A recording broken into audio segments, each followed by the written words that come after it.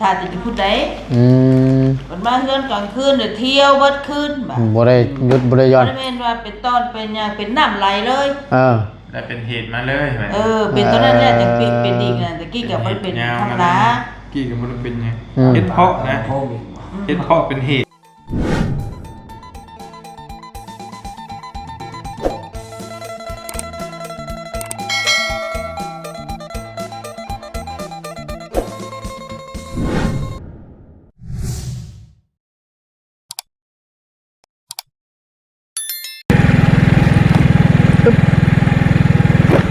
โอ้ย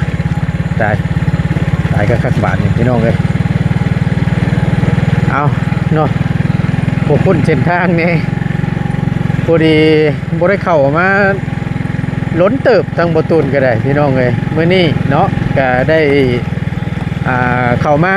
เป็นเส้นทางกับโมเมนต์เส้นทางขึ้นทางไกลดอกพี่น้องเลยเส้นทางบ้านเจ้าของเนาะเส้นทางเข้าบ้านโคกใหญ่ไปตะลุมตะบัวเอาแปลกหูแปลกตาในเด้อพี่น้องเด้อมากับอาจารย์เฮา2 คนมื้อนี้ก็ได้กำลังพุ่นละสิมุ่งหน้าเข้าไปในบ้านว่าซั่นซะเนาะสิเข้าไปเยี่ยมทั้งตู้แม่หรือว่าทั้งแม่บ่เตียงพี่น้องก็ได้เข้ามาช่วงแรงๆเนาะสิมืดๆแน่น้อยนึงมากับอาจารย์2 คนเนาะสบายดีเด้ออาจารย์เด้อมืดแต่บาทนี่โอ้ยเปิดแฟลชก่อนเด้อโดยพอดีมาแต่พูดแหละพี่น้องบ้านดงบางยางก็เลยสิพากันเข้าบ้านดงบางยางก็6 โมงปลายเลยแม่นเอานี่แท้42 ทุ่มแหละเพื่อมาพี่น้องก็ยังดีแต่ว่าผ้าพลบ่ตกเนาะหรือว่าเป็นช่วงเพิ่นบ่หรือว่าจังใดพายุเบิดแล้วบ่สาธุอาจารย์เด้เริ่มเห็นดาวแล้วใครแน่แล้วพี่น้องบ้านโดยว่าสิหนาวบ่จักบัดนี้เนาะอาจารย์เนาะใกล้เลยเด้นับชาแล้วเนาะนับมื้อแล้วเนี่ยนี่พอแห้งแล้วเตรียมเสื้อกันหนาวไว้แล้วบ้านกันหนาวค่อยก็นี่แล้วมีแต่ผ้ากันพลนี่แล้วนี่กันหนาวค่อยอะไรนะบ่มันเบิดพ้นแล้วก็ใส่เสื้อกันหนาวบัดโอ้ยแก้ได้แล้วอาจารย์เด้อุ่นชุยๆบ่ใส่เนาะยามหนาวก็ใส่ได้สิเป็นหยังครับเจ้าว้าวจิคนบ้ามันใส่เสื้อกันฝนโว้ยบ่มีไผว้าเอามันกันหนาวว่านี่กันได้ดีลีได้มื้อข่อยมาข่อยใส่นี่แหละฝนตกมาสุดทางแต่บ่หนาวแต่ว่าอยู่อุ่นชุยแล้วแหละอุ่นดี ไปอาจารย์เดี๋ยวสิดึกสิดื่นเนาะพากันเข้าไปเยี่ยมตู้แม่ก่อนพี่น้องเอ้ยโอ้ยเอาระวางทางนี่ละเนาะช่วงค่ำๆมืดๆจะสิเป็นจังได๋นี่ละบนทางก็ได้สิคือกันอยู่บ่พี่น้องบ่ตูนว่ายันบ่แตกต่างกันนะเบิ่งนี่เอากราบทักทายสบายดีและสวัสดีกันอีกครั้งหนึ่งเด้อพี่น้องเด้อช่วงยามกลางคืนนี่แหละเนาะไปก่อนนอนได้ประจักษ์ยากแน่ต้องบ่ตูนก็ได้มาแต่พลานหัวประสบ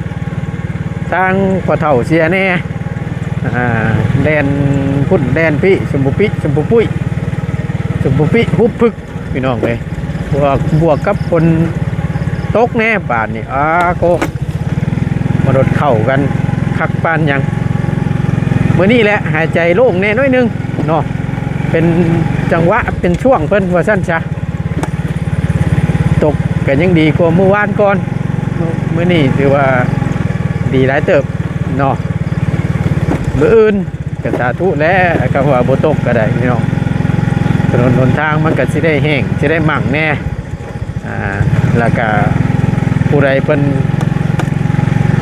ลำให้ลำหน้าก่อนเขาชุกก่อนนี่แหละสิได้เกี่ยวข้าวเกี่ยวน้ำกับภาวนาแล้วพี่น้องเลยยุดให้ฝนยุดตกว่าสั้นช้าเนาะยุดแดดประมาณติด1ก็สิได้เก็บได้เกี่ยวแล้วแต่ว่าอยู่ในหน้าหันก็ยังอยู่พี่น้องไอ้ออกกำลังปุ๊บกำลังเส้นนุ่มๆแต่ก็ยังบ่ทันชุกนี่พอแห้งเอานี่ก็จะเป็นถนนหนทางคุ้นหูคุ้นตากันดีเนาะทางเข้าบ้านพี่น้องเลยแต่ว่า ทางประตูนผมบ่ได้เข้าล้นแหละนี่แต่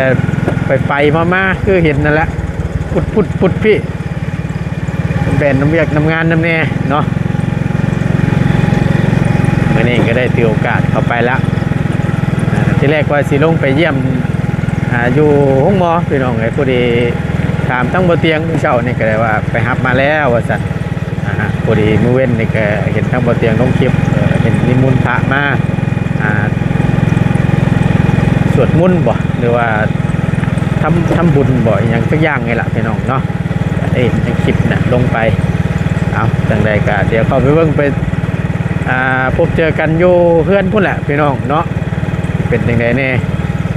ช่วงค่อยคำลงแดงเนาะไปเดินทางพี่น้องเลยอุ้ยโอ้ใจ จะภาพให้ได้เนาะ เจ้าภาพหลัก แต่เจ้าของแจกเจ้าของยังพูดเว้ยนะ บุจักเลย บอกไปแล้วบาทนี้เอาพี่น้องเลย เอาเจ้าภาพชุดที่2มาฮอดแล้วก็ มีหลายชุดเนาะ พร้อมกับ สุดที่สอง ช่อง ภาพลักษณ์ บุญทอดกระถินได้พี่น้องบาทนี้พอดีทางบ่เตียงมอบให้เมื่อกี้นี่แหละเนาะ ต่อเตียง เจ้าของนี่ยายหมู่ยายแต่ว่าจะเป็น เป็นครอบครัวแม่หักแม่นี่เด้ต่อลงมาอีบนโล ตัว ก พอทองทันบ่ อย่าใช่เคยใช่เคยหมู่เบิ่งนี่อยู่ทางใด พี่ ใช่เถอะ เด้นี่ปืน ในบ่อ๋อผมจะบ่ได้มีไข่บ่ บ่มีเด้ ว่าเปลี่ยนตัวมีไข่ใส่นี่ ไป โอ้โหโอ้โห ยังบ่นอนอยู่บ่เฮ้ยน่ะ ปิดไว้ บ่ยังบ่นอนบ่ โอ้ยบ่ทองเนาะ จำกันทั้งนั้นก็ได้ 7 8 9 โมงนี่บ่คณะแล้ว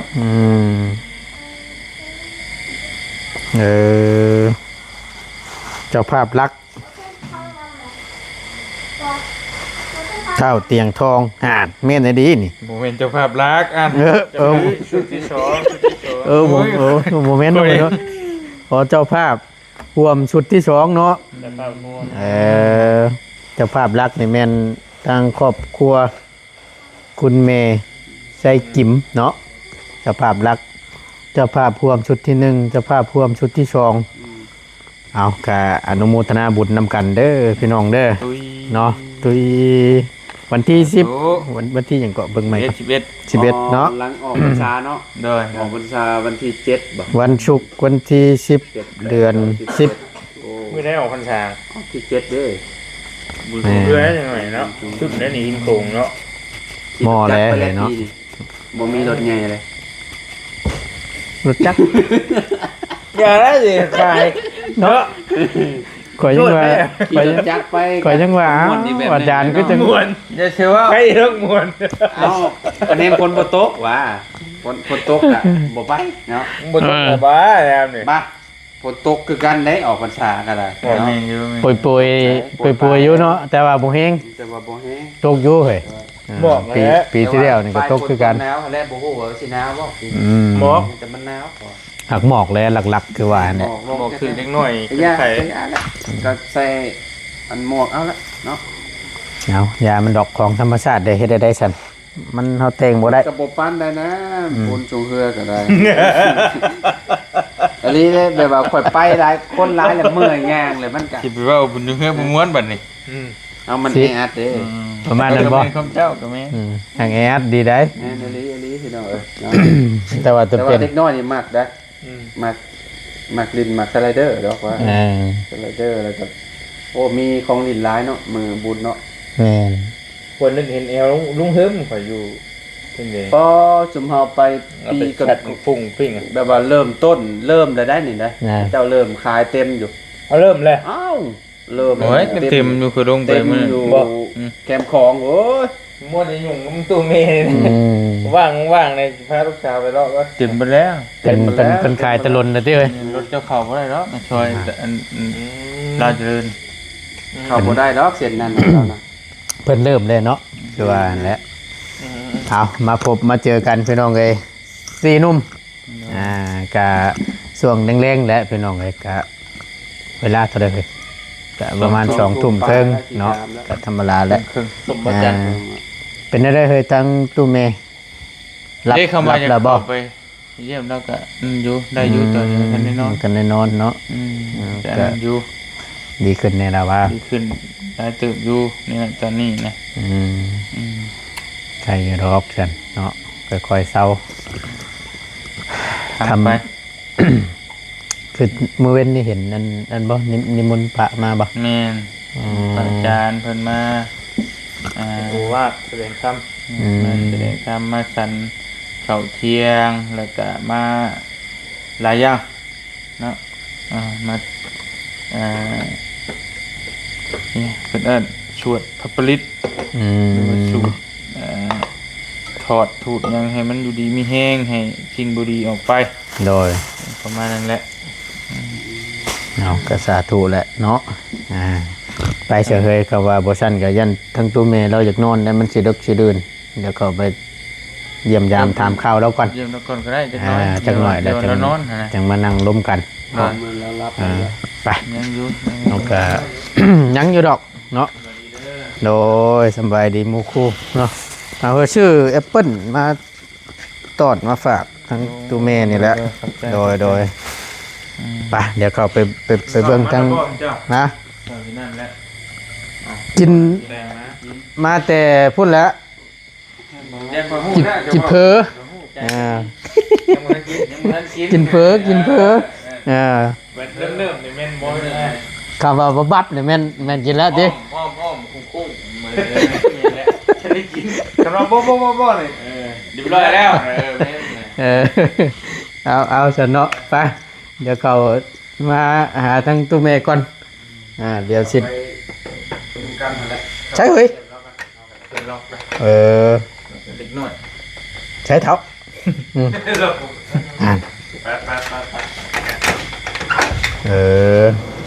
เนาะเป็นไปได้บ่แนวมันบ่ได้ตามดูรูปเป็นยังไง เนาะเป็นได้ย่ายใครเนี่ยบ่โอ้ยรบกวนในไรบาทนี่เด้อผู้นอนก็นอนโดดผู้เป็นหยังดอกเนาะมาช่วงเด้งเนี่ยเฮาก็ได้ใครเนี่ยบ่ โดยใครแน่ ใครอยู่ดอกสันกวาแนวนั้นเนาะ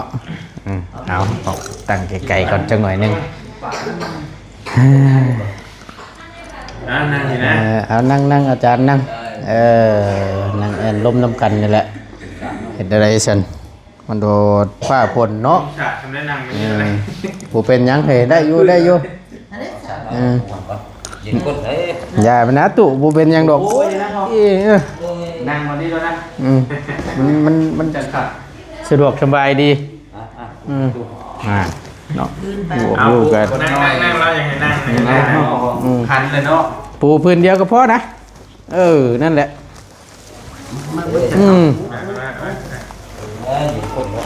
บ่นะตุ๊โอ้ยปูมันจังปูก็ยาวดอกปูเป็นยัง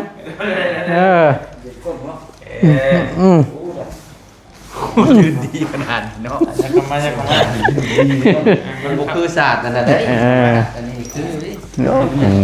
ลื่นๆศาสตร์นั่นน่ะ มันโดดเข่ากันโดดเนาะวันหมักจะได้เลิกพูดแล้วนี่ถึกใจเล็กน้อยยุดเร่นไปนี่ว่าแล้วจังมือน่ะตัวลงไปนอนอยู่พุ่นน่ะ ไปรุ่นรางเนี่ยนอน3 คืน 3 คืน ไปเมื่อก่อนน่ะนอนคืนหนึง นอนอยู่อันน้องหมอนอันนี้นี่บ่ตัวอันลาวไทยนี่บ่ล่าสุดนะ ฮานอยชื่อห้องหมอเพิ่นน่ะ ไปแต่ก่อนพุ่นอยู่ไทยพุ่นนะอยู่หมกพุ่นนะ น้องมอนรักเป็ดเด้ น้องมออัน อยู่ ฮานอยสวรรค์เขต สวรรค์เขตฮานอยที่ เป็นคนไทยกับ ป้อมตำรวจฮะเจ้าของมันเป็นคนไทย ตรงข้ามกับตลาดนั่นบ่โอ้ ตลาด รักเป็ดเห็นอยู่ เด้อ ตรงนั้นเนาะ โอ้ปูก็ยาก บ่ปูก็ยากเด้บ่เป็นจังดอก ตีนี่มันยังไม่อยากนั่ง บ่มักเย็นๆสิแหละมันมีแห้งแน่นะ ได้เอาก่อนหน้านั้นบ่ได้ปูเลย ได้ละจำนี้ก็ได้ละโอเคละ มีแต่หักเข่าหน้ามันแล้วพอมีบอกเตรียมมาจักเล็กจักน้อย ได้ละ ซอยมาเห็ดอีกทีนี้จัก ก็ได้ ตัวจักใด เมียเฮ็ดกับข้าวถ่ายอยู่เพื่อนบ่ได้เฮ้ย กินก้อนเห็นป่ะ เนาะจังว่าเพิ่น กินอยู่ เขาแห้งได้ กินอยู่คนอีก จะคำจักไหลติบ่ได้เข้ามาหล่นได้พี่น้องเอ้ยตั้งบ่ตูนก็เล่นพุ่นเล่นพี่นั่นแหละคือเห็นแหละก็ แม่บ่เห็นเถิง ก็เบิ่งอยู่ติดตามอยู่ก็ ยังมีแต่เบิ่งในคลิป โทรถามข่าวอยู่ดอกทั้งบ่เตียงนี่แหละเป็นจังได้ทั้งตัวแม่ว่าก็โยงหมอนี่แหละว่าซั่นไปเรื่อยๆว่าซั่น ลูกก็บ่ได้ เนาะ ไปเวียกแต่เหิงเลยก็แม่เป็นนี่แหละแล่นหน้าแล่นหน้า บ่ติแล้วตัวเฮ็ดอะไรซั่นแบ่งเวลาไปนี่แหละจังใดก็ได้ใกล้แล้วดีแล้วก็ว่าจังซั่นอันนี้ อืม เกิดน้ำหวานนี่ปานใด ค่อยๆดีขึ้นเรื่อยๆหั่นแหละ แต่กินนักไหมบ่กินยาไปน้ำนี่บ่หรือว่านั่นใดเป็น ทั้งไม่กะทั้งหมดเตียงหามาใส่กับกินยาของหมอนะ ยาได้น่ะอาจารย์ตัวนี้มัน ว่ามาจากเมืองนอกเป็นบ่อันนี้บ่ สารพัดยาบอกอันนี้ยาห้องหมอเพิ่นน่ะ ตัวนี้บ่ มีนี่เอานั่นแหละตอนนั้นมือจับกินนี่นะ ยากนี่บ่ นี่ตัวนี้แหละ ยามาจากห้องหมอกันนี่ มียามาว่านี่ว่า เมนยาประมาณนี้ตัวมีอีกหลายเมนเบิดเลย จัง คุ สิ ณมี มียากองพูดนะ จังสิกินตัวใดแล้วตัวเนาะ มาซ่อนเลยดิ เออ เพื่อไปบ่นี้เพิ่นวางมาให้ไปบนใหม่แล้วบ่ทันได้ฮอดมื้อมันหลายแล้ว มันรส พูดแต่ยานะ แบบว่ากินก็บ่เบิดง่ายดอกนี่เนาะ ย่านว่า แม่กินเบิ่งตัวใดมันถือกินตัวนั้นแหละ กินเบิ่งแล้วคันว่าตัวใดกินแล้วมีแห้งแล้วก็กินตัวนั้นเนาะแม่เนาะ เพราะว่ามาไปนอนอยู่มุกมาคืนนึงมานอนแล้วเป็นมือใหม่นะฮุบไปอีกเอายามาอีกทีนะ เพิ่นวาง มาคืนนึงแล้วเป็นอีกมาอีกฮุบมาไปห้องหมอเปลี่ยนห้องหมอไปเรื่อยเด็ก มาซ่อนเลยเด้ ยาห้องหมอนั่นห้องหมอนี่ห้องหมอนั่นห้องหมอนี่ มันรส แล้วพูดแต่ยานะ มันรสหลายติเว้ย นี่ ปกติแล้วตัวนี้เนาะ ตอนนี้ห้องหมอนี่ห้องหมอใหม่นี่ ล่าสุดบ่ แม่ตัวนั้นชุดนี้ ล่าสุดมาคืนนี้แหละเช้านี่นะเว้นคืนซะ มาเมื่อเช้านี่เนาะ ข่าวมาหับฟันไปเลยแหละมาแต่ละ เปลี่ยน โดย ไปเบิ่ง ลองเบิ่งคือว่าแล้วกินตัวใดมันรู้สึกว่ามันบ่เจ็บบ่หยังก็มันตัวนั้นแหละสิถือกันกับพญาติเฮา นี่เดี๋ยวเพิ่นกันนัดไปอีก อันนี้เพิ่นบ่ให้ยาหลาย หมูมีบ่ตุเพิ่นบ่ได้ให้บ่ ถุง มีน้อยนึง มีแต่บ่หลายบ่ บ่ได้ เออ เพิ่นมีแต่ใส่ยาอยู่ห้องหมอแล้วก็เลย แต่คนร้าย เพิ่นนัดไปมื้อใดอีกซั่นตุ มือชื่อชอง เช้าชอง ที่สอง ที่ที่ชองมื้อนี่บ่ เลย อันของเพิ่นบ่ได้อยากให้มาน่ะแม่ว่ามีเวียกแม่เมื่อก่อนว่ะเพิ่นนัดมื้อให้กันบ่เช็คคืนน่ะนะ ว่า เช็คเอง จังไรลงจังไรนะ มา3 มื้อไปอีกเดี๋ยวรอบหน้ามาอีก5 มื้อไปอีก กวดเบิ่งอาการ ถ้าว่ามันดีแล้วก็ห่างออกนะ หมอนัดไป ติดตามเป็นเศร้าแหละ โดย อันนี้ค่าใช้จ่ายอันนี้ เท่าไดเอ่ย 3 มื้อเราจะเบิ่งเอาจะลุม3 มื้อ 3 คืน 3 คืน ก็ตกตึกจะเฮยนี่ 3 คื อั น นยังใครกว่าหมดเตียงภาพเป็นมุกได้คืนเดียว20,000 บาท อยู่ใส่ตุ อยู่มุก อยู่มุกอ่ะ แม่นอยู่มุก คืนเดียว คืนเดียว20,000 บาท ตก มาฟินโรงพยาบาลฟิน นี่ยังธรรมดาได้3คืนเนาะแต่ว่าแพงได้เฮาก็ได้ เพลงแม่เก็บอยู่ เนาะ เป็นบริการดีนะแค่นั้นมันเศร้าหรอกหวานคิดได้เพลงกันสู่ไปแล้ว ก็ให้มันดีมันเศร้าเนาะ เด้อย ามนอกพี่น้องเอ้ยก็คือว่าหั่นแหละให้ดีให้เศร้าให้ สุดยอดแล้วเพิ่นบริการดีแล้ว แน่ ว่าเรื่องบริการพาเทพจะบริหิตยังนะ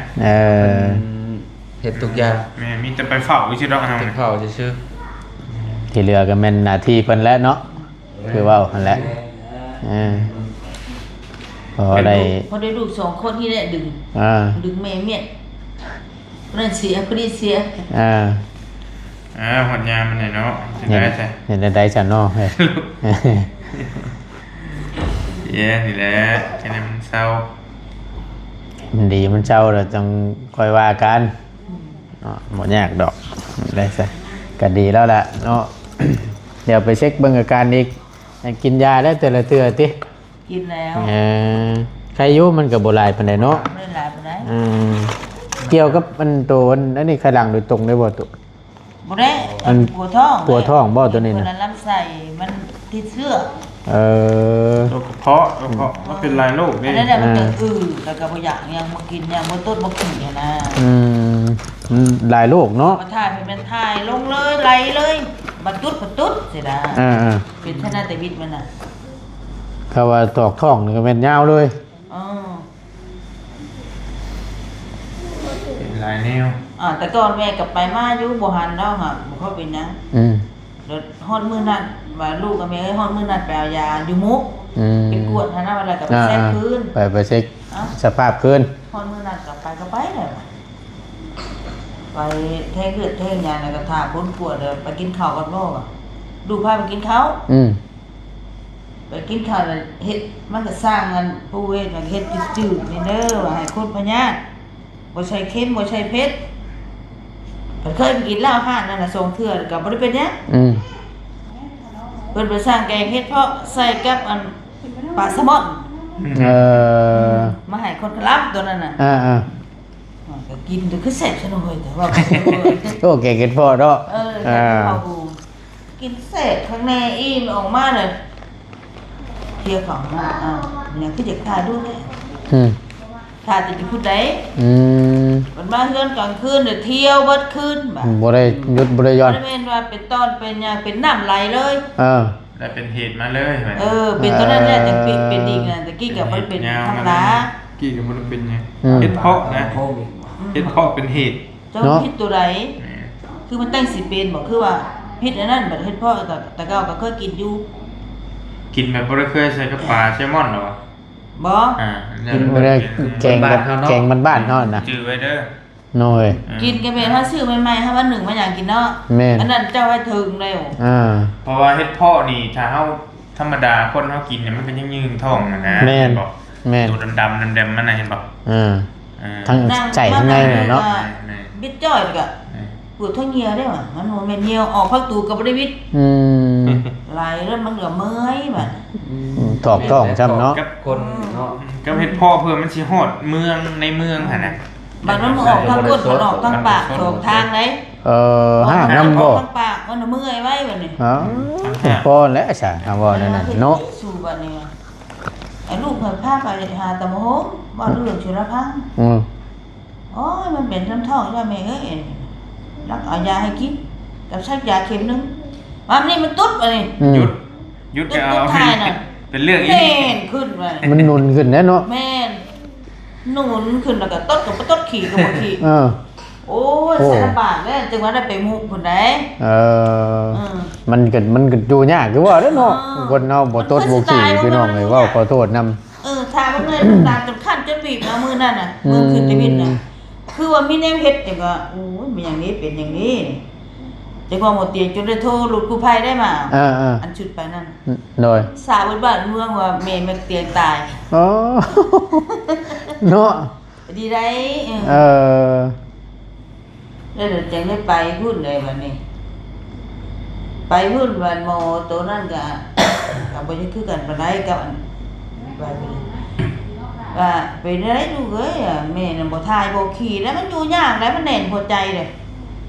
เอายาระบายให้กินอันนั้นก็บ่อยากว่าน่ะเอายาระบายให้กินให้มันทายให้มันขี้มาวันนี้มาขี้ไหลอีกยาวอีกถ้าได้โชว์ทั้งสองทั้งมันเลยว่าระบบรับสายมันกลับไปกลับมาเลยเห็นให้วุ่นบัดนี้ไปลุกมาน้ำใสเจ้ามันมีเชื้อโรคได้ไหมเอ้ยเพิ่นว่าถ้าได้ไปพวกหมอว่านี่แหละเพิ่นว่าถ้า ถ้าพระท่ากับยาแม่นเป็นหมู่เป็นอย่างคันล้ำฉายเจ้าดีแล้วก็ดีเดี๋ยวเนาะบอกได้คือกัน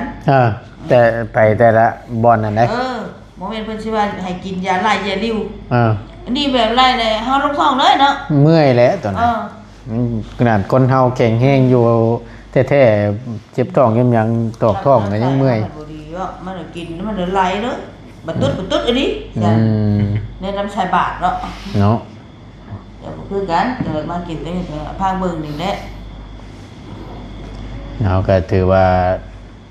ถูกทางแล้วละใช่เนาะคำว่านั่นก็มันไข้แน่ก็ดีละให้เศร้าไว้ๆตัวเอ้ย มันเสียน้ำท้องอะไร ตัวนี้แหละมันเมื่อยคือว่านั่นแหละ ไม่ว่าอะไรไอ้แม่ให้อย่างดีไว้บ้าง อืม มันหนักคออยู่ด้วย ค่อยๆเศร้าไปนี่แหละค่อยรักษาไป แก่มากแล้วนี่แหละ ไม่ได้สั่น มีพุทธแล้วเรา นะเฮาก็สิคือกันแล้วพี่น้องเอ้ยนับมือแล้ว ไปส่งหาทางหมอเพิ่นเวลาควันเที่ยวเพิ่นนำไปแล้ว อืม จังว่าได้ไปเอาแต่งควันมาฮับอยู่เช้านี่ อืม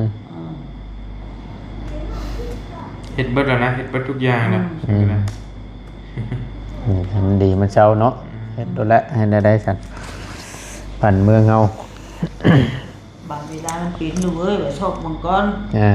ก็นอเว้าน้ นี่ก็จังแม่น ำเว้าน้ำตาเบิ่นเนาะตัวเนาะก็บ่ว่าและตัวนี้ก็ได้แต่ว่าได้เบิ่งในบัดคือว่าใครๆแน่นะมาตึงแรงแล้วดึกเติบละบาด กับอาจารย์2คนมาแตะเวียกแล้วเฮาก็ได้ที่แรกว่าสิเข้ามาเมื่อวานนี่ก็ฝนตกแต่ว่าแต่เป็นโอ้ยว่าก็นำมาสุดทางนี่ก็ได้แบบ ว่าสิลงไปแล้วว่าสิยาวลงเลยไปเยี่ยมนะก็เลยว่าฝนมันตกแล้วเอาไว้บื้ออื่นซะว่ะก็ได้โทรถามทางบ่เตียงว่าบื้ออื่นเช้าว่าซั่นมาก็พอดีแล้วว่ะโอ้ยังบ่นอนอยู่เนาะเฮ้ยเนาะ บ่ได้นอนง่ายเด้อมีหมู่สิเฮ็ดได้แล้ว คือกันแล้วหมอหนึ่งไงก็ได้ แล้วนอนอันนั้น ลูก เช้าก็ แม่น 10 โมงจะเป็น ตื่นบัดขี้คร้านบ่ได้ จะนอนหลับ กี่กันอยากตื่นยามเช้านะให้ ผู้เดียว เอาน้องผู้นี้เองแต่แล้วทิ้งคืนผู้นี้ หมอน้อยนั้นบ่ ผู้น้อยน่ะ เออ เพื่อนนอนชั้นนี้มันลุกมันลิ้นตอนเลิกเอาละพ่อกับแม่เพิ่นอยากนอนแหละบ่าย2 โมง2 โมงมานอนอันผู้น้อยน่ะ มันก็ตายแต่พ่อแม่เด้อเนาะ ถึงยามใดสิรับสินอน นั่นน่ะคือให้มันนอนละแรงบ่ให้นอนเฮ็ดได้มันอยากนอนเพิ่น นอนละแรงมันตื่นตอนเลิกบัด นิดหน่อยคือว่านั่นแหละ หมอนใหญ่นี่ว่าเนาะก็นอนในตู้ พี่น้องไอ้กาเป็นอีกมื้อนึงเนาะก็ได้มาเยี่ยมยามตามข่าวทั้งตัวแม่นี่ละก็ดีขึ้นแน่แล้วว่าซั่นก็มีแต่ว่าเบิ่งอาการไปทีละลำดับไปวันที่2หมอนัดไปกวดอีกรอบนึงไปเช็คร่างกายอีกรอบนึงแล้วก็อาการดีขึ้นก็แม่นเริ่มห่างๆออกแล้วเนาะบ่ดีก็แม่นจาก 3-4 มื้อก็แม่นทิศนึงหรือว่า2ทิศก็ไปอีกเทื่อนึงเนาะ ออกข้าวดีเลยบ่ไปเลยนั่นแหละตอนนี้มันยังใหม่ๆอยู่ต้องทีนั่นเอง แม่ว่าเพิ่นกลัวอยากให้จนเบิดเสื้อนั่นนะ แม่ นั่นแหละมีถามแล้วนั่นกันนอน10 ปลายมื้อนอนมุกจังเศร้า อันอยู่คือมีตู้นั่นน่ะใจขาดแล้วจ้ะ บ่คัดเนาะ อยากมา ได้ ก็คันเพิ่นว่าเรื่องว่าให้อยู่ไปซื่อเด้อโอ้ยเฮิงปานนั้นมันสิค่ำเลยเฮิงบ่ได้สิแจ้งเลยนะ มันนั่นแหละคำอยู่หมออยู่บ่ว่าจะอยู่ไสมันบ่คืออยู่บ้านอยู่เพื่อนเนาะ หมอนี่คือแบบ อยู่นี่มื้อหนึงนี่ก็ต้องปวดสิค่ํ เดี๋ยวพัดกับเพจที่ว่าคืนนี้มื้อเช้าถึงเมื่อแม่เอ้ยลูกมองดูจะมองได้ เฮงอยากเมื่อไว้ว่าติ ได้นี่นะ คือเจ้าว่าแล้วนอนอยู่ใช่คืออยู่บ้านเฮาเนาะมันอยู่บ้านเฮาใช่ บ่ติแล้วตัวนี้เขาเลยเข้าอยู่ห้องหมอนี่โอ้ยบ่ว่าแต่ไผแหละมื้อ2มื้อนี่ก็ห่วยอยากมาพุ่นแหละเฮาก็ได้คำมันไข้แน่อยากมาโดดได้ แนว มันอยู่ยากเด้ ก็ชื่อว่านะดึงไปดึงมันเลยรถเนี่ยคือวานแล้ว เอาก็ค่อยๆเช่าแหละเด้อแม่เด้อค่อยๆรักษาไปนั่นแหละได้สันพี่น้องเลยกับพญาติผู้เฒ่าเพราะว่าแต่ผู้เฒ่าแหละผู้หนุ่มคือเฮานี่ก็มีคือกันนะพี่น้องเลยผมดันได้เท่าไรตอนนั้น เราคิดก่อน ปกติคนเฮาเท่าไรเลย120 ปลาย เราก็คิดจะบ่ได้เป็นหยังวะ บ่ค่อยเป็นหยัง เดี๋ยวจะเดินไปวัดเด้อบัดเฮาโลดกวด150นึงเทื่อก็40ก็มีตัวเป็นความดัน เท้าดีอันนี้อาการแข็งแห้ง ภูมิต้านทานนะบ่แล้วก็ได้ยังนั่นอยู่แข็งแรงอยู่ก็สิว่าไปวัดอยู่นอกก็ได้มีเครื่องวัดความดันอยู่เด้เอามาให้แน่เอ้ยจะป้าคือดาบนาทั้งตลาดยังขึ้นก็บ่ใช่ไปวัดอยู่นอกก็ได้มีในวัดความดันอยู่ไปวัดเบิ่งเอาเดี๋ยวจังค่อยวัดในคลิปอาจารย์เด้อพี่น้องเด้อเนาะเดี๋ยวมันสิยืดสิยาวว่าซั่นจ้ะเดี๋ยวบ่รบกวนละให้ตั้งตู้แม่พักผ่อนจ้าพี่น้องเอ้ยมันดึกมันเดินเดี๋ยวจังค่อยต่อกันอีกเทื่อนึงเนาะเดี๋ยวจะได้นั่งแอนล้มกันจักหน่อยก่อนมาแล้วบาดนี้แล้ววันให้แล้วแน่เฮาเฮ็ดบ่ได้เป็นเลยตู้เอ้ยพอผมมันจะไปเฮ็ดอยู่นอกนะเดี๋ยวต้องเฮ็ดอยู่นอกเวลาตู้เอ้ยเอาเดี๋ยวจังว่ากันอีกทีนึงพี่น้องบ่ต้นกับบ่ได้วัดเบิ่งจักเทื่อวัดแนวนี้แหละมันอุกใจโดดเฮาโยอะดีเลยตัวเอ้ยกำได้วัดยามใดหรือแม่นเข้าห้องหมอแล้วได้ก็สิว่านะ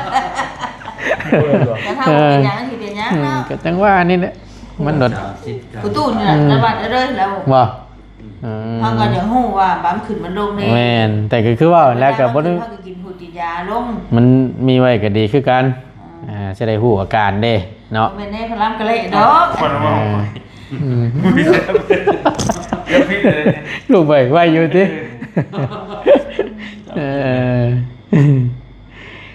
ไปสันพี่น้องเอ้ยเดี๋ยวมันสิเลิกสิลื่นเนาะไปเฮาบ่รบกวนเด้อตู้เด้อบัดนี้เด้อให้เซาไวๆเนาะไปเนาะไปอยู่ดีมีแฮงเนาะพักผ่อนทั้งนี้ก็เนาะทั้งตู้แล้วก็นอนพังอยู่สิรับอยู่บ่หรอเราให้กลับไปก็สบาย2 โมงบ่ปิดไฟนอนโดดตัวบัดนี้